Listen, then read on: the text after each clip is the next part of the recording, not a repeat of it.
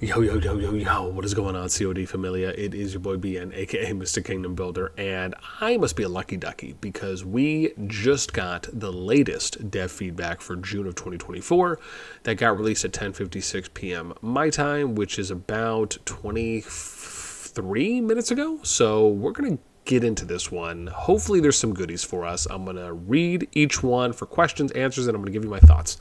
As always, if you enjoy the content, make sure you throw us out because it helps out a lot. So here we go for number one. Allow players to trade excess hero tokens to universal tokens. Now keep in mind, we already know that they plan to come out with this. They even have already announced that they're going to be doing something for excess speed ups as well. Thank you for your response. We have received numerous voices about excess hero tokens, and we understand that players have been showing concerns about stockpiling excess hero tokens, but need somewhere to use them. In response to your voices, we have taken note of this suggestion for consideration and are actively working on a suitable method to exchange excess hero tokens for future updates. Thank you for your patience. Okay, so just basically reconfirming and kind of doubling down that, hey, the thing that we told you guys about that's going to be coming, or we're thinking about it, is actually coming. So that's nice to hear. Number two, remove fatigue when gem gathering. Dev response. First of all, thank you for your suggestion. We sincerely appreciate your feedback. We understand that players may need more gem income when playing the game. In response to your feedback, the team is actively exploring new ways of obtaining gems based on active performance in the future update. Thus, there will be no immediate consideration for removing fatigue and gem gathering. Please stay tuned for next patch updates. So,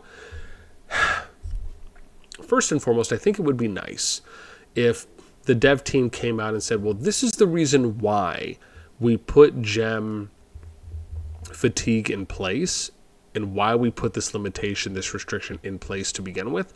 And then every time they addressed it or chose a question that would, they included that each time, where they would start off and say something to the effect of, first off, thank you for your suggestion. We sincerely appreciate your feedback. The reason that we put gem fatigue in place to begin with is because of this, this, and this, right? And then they can go into, we understand that players may need more gem income. And the reason I say that is because out of sight, out of mind is a real thing. You have to give constant friendly reminders to people so you're staying in the moment with things, right? So it's in sight and in the mind, not out of sight, out of mind. And so that's something that I would hope they include the next time they do these types of feedbacks, is that don't just think of announcements or things that you've said once as a one and done. Include those reasonings and explanations every single time, even if it's in quotations below. However, I'd be okay with it at the top, and then go into your response. This way you do not, I don't want to say allow, but you don't create a situation where people are kind of living in that exact present day moment. For those that may not read these on a regular basis or watch videos like this one or others, where we recap them and we can talk a little bit about the history. Hopefully just a nice point out there. The team is actively exploring, but they say, right, so we're actively exploring new ways to new ways of obtaining gems based on active performance in the future updates. So let's kind of talk out the pros and cons here quickly. Right, the cons really are that people that probably just buy resources, probably don't need to, so they can just kind of go hard and just cap gems. The pros of this is that more people will be able to gather gems, which, if you think about it, this is actually something in my view that can really help out the free to play and the low spend in a lot of ways. Why? Because they'll be able to start getting all those gems, or basically items and materials that they need to get their watchtower and their rally building to level 25, which really is and has been for the most part a hard, I don't want to say like a soft stopgap, really, with them being able to eventually get everything to 25, so that way they can get their research building to 25 and then eventually start finishing off techs. So it is challenging, especially when they're trying to get to T5, right, where you kind of have to go through all that because it takes so long at that point. So I think the pros very much outweigh the cons, and I'm sure there's other cons and other pros that people can think of, but I just kind of wanted to put the biggest ones out there first and foremost. I mean, I really would love to hear. I just don't see anything that's going to be game-breaking about this. I mean, even if you think about like RSS sellers, right? I mean, are they really going to be gathering gems? I mean, It's not something I usually hear unless there's like some new tactic out there or something that I haven't heard of before, right? And so people that kind of already are at a point where maybe they don't need a lot of resources, or they're gathering gems on their main account, but they're using their secondary account to gather resources, and they're just transferring to their second / attacking their second with their main, right? Those are things that people can do as well. However, I don't know. I mean, I part of me still feels that not having any kind of fatigue or restriction on gem gathering is something that will allow for the average player to develop their account that much faster, right? So, and when I think about it like that, that just means that people are going to get to T5 that much faster. People will be able to train more troops that much faster, and it's not just on the mid-high spender end; it's on the free-to-play low-spend end. So I'm thinking about how is this going to impact the largest amount of people in hopefully the most beneficial or positive ways. And I just don't think that there's enough cons that would outweigh the pros when you think of it like that. That's my view. I would love to hear yours. And again, I'm not really kind of going over everything, just a few points that I had that I wanted to touch on. Number 3, allow customized healing when treating injured troops in the hospital. I think they touched on this before. This is where they basically want to be able to like select who you're going to heal in the hospital. We have taken your suggestions in mind and have made changes to the current hospital healing mechanism. Players will be able to customize and prioritize certain types of troops they want automatically heal in the hospital, starting with patch 1.0.27. That'll be the next one. And again, they've already confirmed this as well. Number 4, increase the amount of sweet dew obtained from daily quests. Dev response, thank you for your feedback. We have taken note of this suggestion and are considering it. While we will not add the amount of sweet dew to daily quests, we are considering adding sweet dews as additional rewards to in-game events. More details would be displayed in the future patch updates. So I think when they're picking questions, it would be nice if people that submit the question say, well, this is why we'd like to add more sweet dew. And again, I get it, right? You probably want to be able to level up your heart level for your heroes, right, that much faster, as long as I'm remembering that that's what the sweet dew is for. And maybe you're not able to max them out or get them to that next level as quickly. Maybe it's taking a little bit longer. It would just be nice if there was something there, so that way some people who may or may not be familiar with it are, right? It's almost kind of like I don't want to say you're dummy proofing things, but you're doing a level of professional courtesy, is what we'll say, or professional due diligence in the information you're putting out there, so people can be familiar with what you're talking about, and you're not just going to assume that everyone that's reading it does know what it is. It's just a different approach, right? Which is one that I personally like to take a little bit more often than not. Number 5, allow Sentinel Arrow and Treaty drop rate. Increase Sentinel Arrow and Treaty drop rate. Different response. Thank you for sharing your thoughts. While there are no immediate adjustments to increase the drop rate of Sentinel Arrow and Treaty directly, we are actively exploring alternative methods to obtain Sentinel Arrows and Treaties. Please stay tuned for future patch updates. So maybe this is something that'll come in 0.27 or 0.28. I think this is something that everyone hits on. And it all comes right back around to the fact that it just takes too long. And I'm going to say it every single time I get an opportunity to, because it takes too long for free-to-play and low-spend, mainly free-to-play, to get to T5. Not only the first T5 unlock, but to get all T5s unlocked. And then when you think about, we're going to start tracking how long it takes for free-to-play players to get enough troops trained to field up to 5 marches. That's going to be the new thing that we're going to start tracking as well, date and data-wise. And so this is one of those things that all factors into quality of life. It all factors into average progression when you think about starting a new account up until you start hitting these milestones. This just needs to be increased. The fact that people are basically getting hard stopped at these points, like we talked about before or a little bit earlier in the video, it's just another pain point, right? Now, the thing I will say is it would be nice to hear from some free-to-play players, or even just others, who aren't spending money on anything that would get them these particular resources, on how long on average is it taking you? Like, if you just focus nothing but, fort rallies and, God, I'm already forgetting the event that gets you Sentinel Arrows, on how long does it take for you to get those on average? Like, that would be curious, right? Like, when you're finally at a point where you can just focus these particular events or tasks to get these specific materials, how long is it taking you? That would be interesting to see some data on.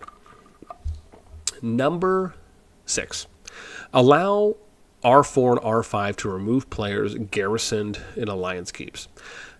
To be honest, I'm okay with this. I'm okay with with R4s and R5s having the ability to remove players in alliance keeps. I'm okay with them having the ability to remove people in rallies. I'm okay with that. Thank you for your suggestion towards the garrison system. I mean, I'm even okay with R4s and R5s being able to delete fortifications, like barricades or turrets, from players that have built them. Totally fine with that. Thank you for your suggestions towards the garrison system. While there are no immediate adjustments planned at this time in allowing R4 or R5 members to remove their players from keeps, we will keep the suggestion to our attention, which basically just means we got to keep pounding it over and over again. So yeah. Number 7, add a new training camp specifically for gathering troops. To be honest, I'm actually okay with this. I really am. Thank you for the suggestion. While there are no immediate adjustments planned regarding adding a new camp at this time, we will keep the suggestion to our attention. I personally think this actually is a good idea. And I say that because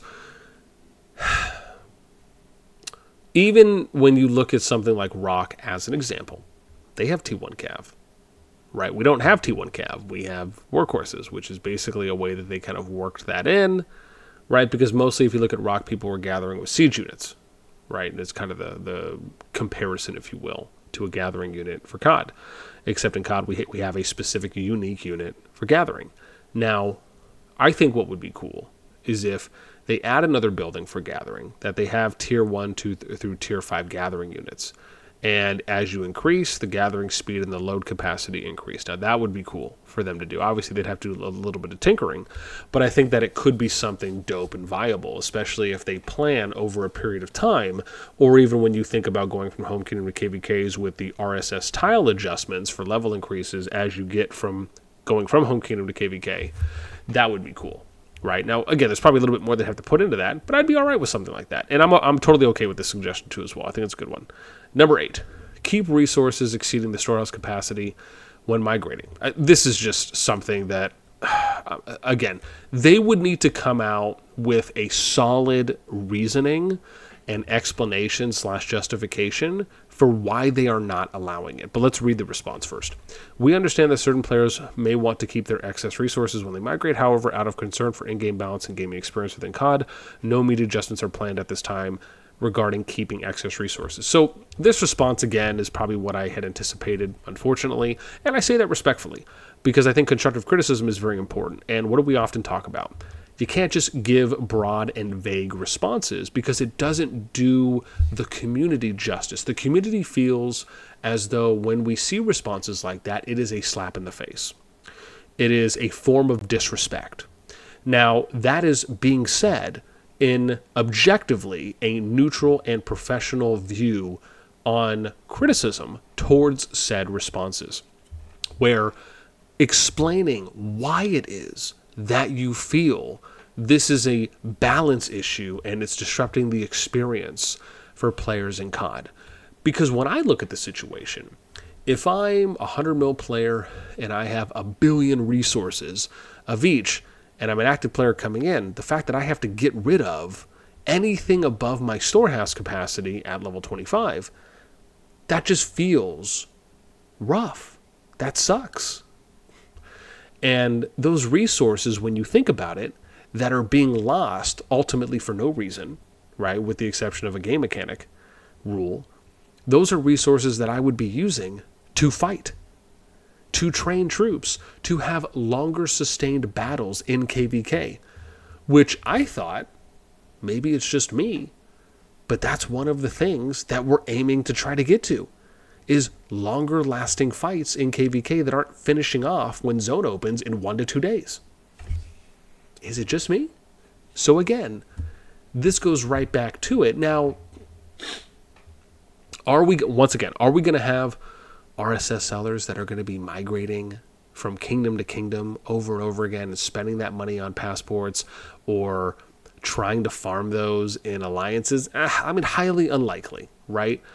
I don't think we're going to all of a sudden see the RSS selling market become some massive migration pot that we're going to go from kingdom to kingdom to kingdom, right? Most of the time, they're just going to kind of sit and stay still. Now, keep in mind, my view on being able to transfer RSS needs to be met at a higher City Hall threshold. I would argue that you should not be able to transfer resources respectfully until you're like City Hall 24. Because, and I would even go farther by saying City Hall 25. And I say this because if you set it that high, RSS sellers are not going to all of a sudden start grinding out accounts to 24. And you know how long that would take them to do that? You would, I mean, now, would maybe some of them do it? Probably. But are you going to immediately cut the supply from those people that can do that if you just raise the City Hall level and you allow for those players that are actively playing to be able to then transfer resources? Yes. Keep in mind is that, and I say this sadly, right, because it depends on how you feel about RSS sellers. At the end of the day, it's a service. It's a commodity that people do in every single kingdom builder. I don't think I've ever seen a kingdom builder that doesn't have people that sell RSS. However, I am not someone who advocates for that. I'm not someone who thinks that that even should be a thing in kingdom builders. It would be nice if it wasn't and people just relied on general activity, because when you have RSS sellers in games, it can very much create swings in KVKs. And I'll give you one example. I've had a buddy who was running a kingdom in State of Survival. He had an exclusive, basically, contract, if you will, with someone who only sold RSS to them. And you can only imagine things like discounts and bulk sales and whatever it may be, right? Kind of like you think of like a normal sales contract, if you will, I shouldn't say normal, but just think of it like that. And it created such an advantage for their kingdom because they were selling to them and no one else in their KVKs or SVSs, right, depending on the game you're playing. And these are just things, generally speaking, that, again, when you have more resources than someone else, just, again, leave your mind up to the imagination on the advantages you have versus they do. And so I am always going to be in favor of thinking outside the box to put in strict regulations. Now, could we just simply say, do not allow RSS transferring in-game at all? Sure. Would that solve the problem? Yes, it would. But at the same time, is that fair if you want to have that in the game for all the other people, right? It's not to say that you're punishing them, but you just have to think about, maybe their wants and needs and or the developer's original intent. And if your original intent is to allow something like being able to transfer RSS, then it's also your responsibility and your accountability to think about how to address RSS selling. And the fact is that the current mechanics and system do not do enough to address RSS selling. And they can do more, and they can definitely do better. And I hope they do. That's my expectation of them. So, going forward, I don't think that you should. I think you should be able to keep your resources. So this is a valid suggestion. I love this. Number 9, add new level 80 rewards to Titan's Legacy. Oh my gosh, we're pushing thresholds now. Oh, okay, let's read first before we slap ourselves in the face. Thank you for your input on the reward system. We understand your concern about the need for more diversity regarding Titan's Legacy rewards. In response to your feedback, we are considering adding new rewards in future patches after the season process is unified among servers within CoD. Okay, so it doesn't say that they're going to add more levels. Now, I should say this, right? I mean, if they add more levels, it's really just more rewards for everyone. So it's not the end of the world for there. But I wonder if it's mainly just that, or is it that the amount of EXP that you're getting from a normal run without the additional purchase for Titan's Legacy, right? Are you able to go beyond 70 as a free-to-play who's not spending anything? Do you need, and then by how much? I mean, like I said, generally, I'm usually not against them adding in more rewards, and this is one of those things where it's more activity based, right? So it's something where you're getting rewards based on your activity and your engagement in the game, and then just a matter of at that point hitting the levels to achieve said rewards. And for those types of things, I'm typically not against it. So yeah, maybe my initial response probably came off rough. I mean, I want to see what they have in mind, and maybe why is this person recommending? Is it just as simple as, hey, we are earning a lot more EXP, like I'm already hitting 70, or and I just have so much more EXP at that point that I should be able to gain more levels, but I'm not because I've already hit the max level as a free to play. I'd love to hear from those of you who are free to play or you don't spend on sorry, not the monthlies, but for this one, right, to do the additional unlock, and then I think it's whatever the additional EXP is that you get. I'd have to go and look again at it in game, so don't crucify me on the quote there. But I would love to hear some people's feedback on number 9. Number 10, make new legendary heroes available in Tavern after the season ends. Oh, thank Lord. This is one of the things I need to submit a suggestion on this. Literally. Thank you for your response. We have taken note of this suggestion and are considering adding legendary heroes to the Tavern after Season of Strife. Wasn't in the Tavern previously. More specifics will be posted in future. Okay, so this actually isn't bad. So this is something that we have talked about for a while, where they need. I don't want to. Let me not. Sorry, they need comes off strong. We would like. It's better wording. We would like to see all of the legendary heroes added to the Tavern after a certain amount of time has elapsed from their release. Now, this does not mean that they need to be removed from being able to spend on them. Keep in mind, players are still going to take so much longer to level and to eventually max these legendary heroes out anyways. But it's not about that. It's about the hope and the opportunity of having access to all the heroes outside of any external events from the Tavern. Or I'll just say outside of any normal events, right? Being able to go into the Tavern and have a chance to pull every single legendary hero, regardless if it's paywall gated or not, is something that will be a ginormous benefit and a positive influence, and it will be something that will once again push your game to the forefront of the kingdom builder meta.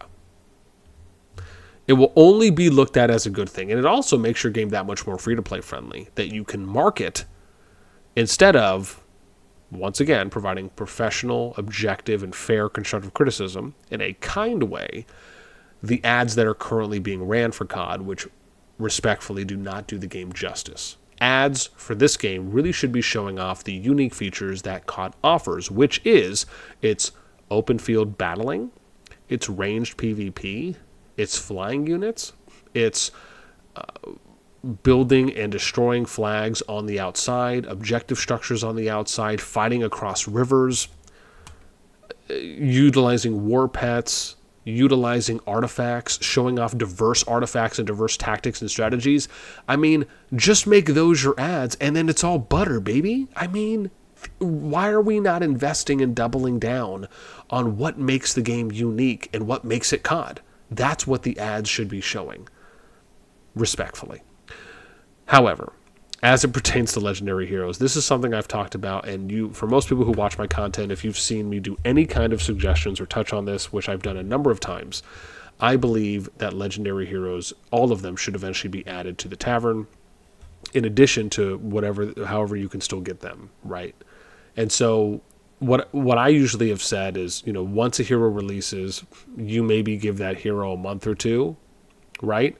And then after that period, you add them, in addition to however you can still get them, once again, you add them to the Tavern so people can capture. Now, the next step from there, and this is dependent on how people feel about this, but I very much am in favor of, and this might be a different suggestion at this point, but if you max, let's say you awaken a hero, or you've accumulated enough heads, sculptures, for that hero to awaken it, that hero should then be taken off of your chest pulling. So you have now a little bit of a higher chance to pull other legendary heroes from the gold chests in the Tavern.